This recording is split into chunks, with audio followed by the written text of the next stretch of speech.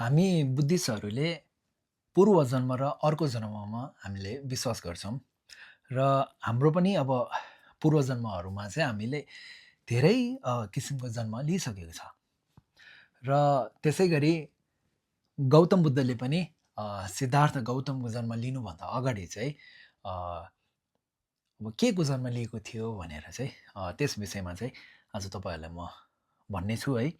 र सर्वप्रथम नमस्ते टासिदेलेक फ्यापुला छ्याजलो, म जोर्डन गुरुङ। तपाईँहरू सबैजनालाई आजको यस भिडियोमा म स्वागत गर्दछु। र आजदेखि चाहिँ मैले गौतम बुद्धको जीवनमा के भएको थियो भनेर त्यसलाई चाहिँ मैले भाग भाग बनाएर चाहिँ भिडियो बनाउने प्रयास गर्नेछु है। र भने आज भाग 1 गौतम बुद्धको पूर्वजुनी के थियो भनेर चाहिँ र साथै गौतम बुद्धको जन्म कसरी भयो भनेर त्यसको विषयमा म भिडियो बनाउने छु र भिडियोको अन्तसम्म हेरिदिनु होला भन्ने अनुरोध साथ।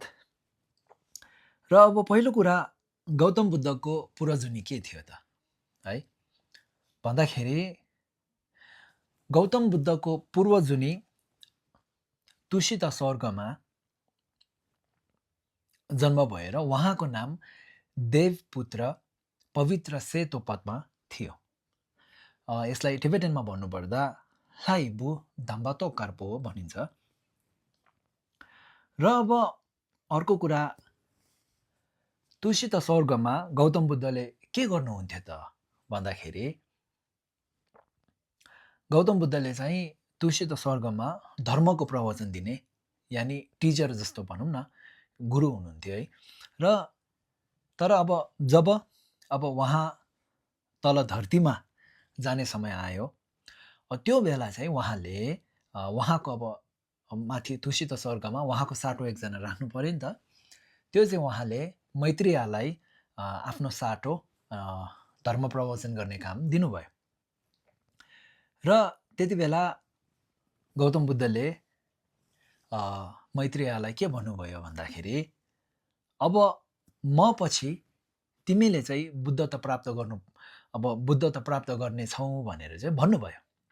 र त्यसैले गर्दा पनि हामीले चाहिँ मैत्रेयलाई भविष्यको बुद्ध भनेर हामीले मान्ने गर्छौँ है।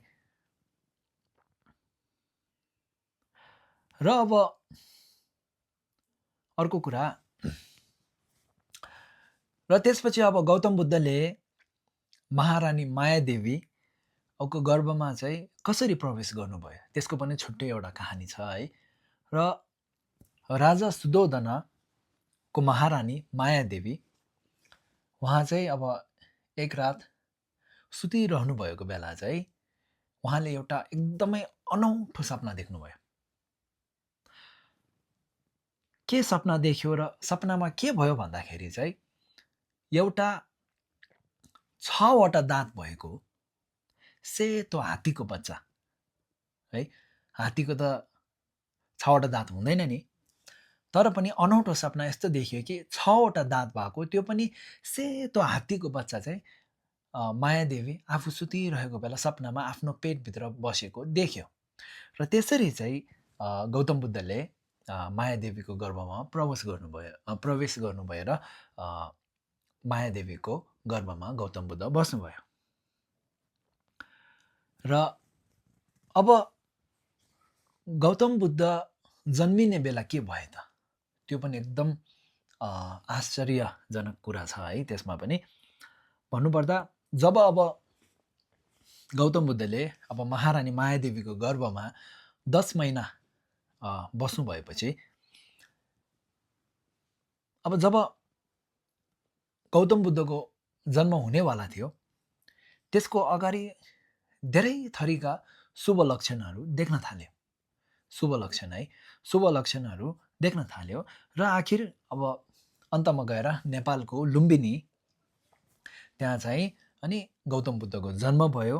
र जन्मिने बित्तिकै उहाँले 7 पाइला चाल्नुभयो है। जन्मिने बित्तिकै गौतम बुद्धले के गर्नुभयो भन्दाखेरि जन्मिने बित्तिकै 7 पाइला चाल्नुभयो। र यस्तो आश्चर्यजनक अहिलेसम्म यो धरतीमा कसैले पनि कतै पनि देखेको थिएन है।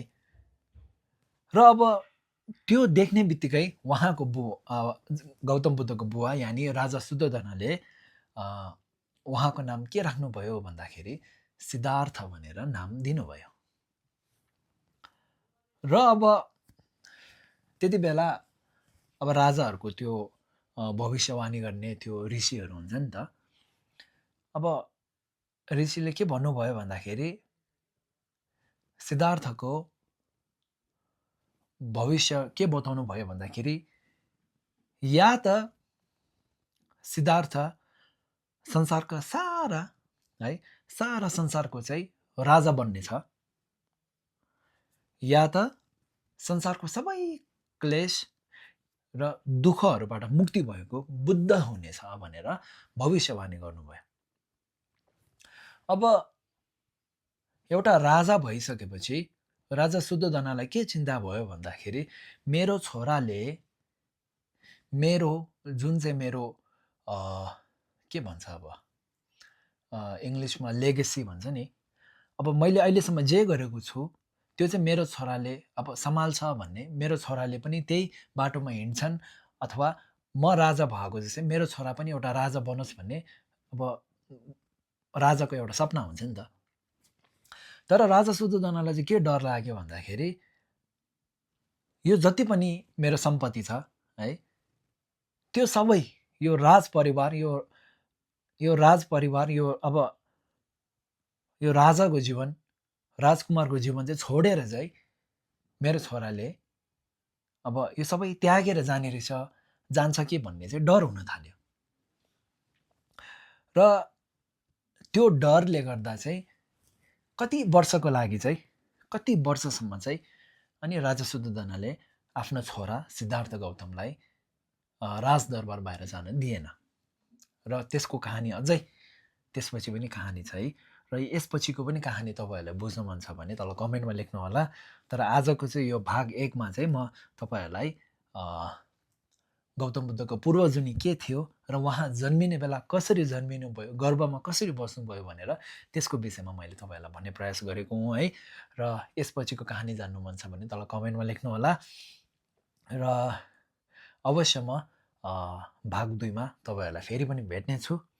हस् त अनि भिडियोको अन्तसम्म हेरिदिनु भएकोमा धन्यवाद। लसो।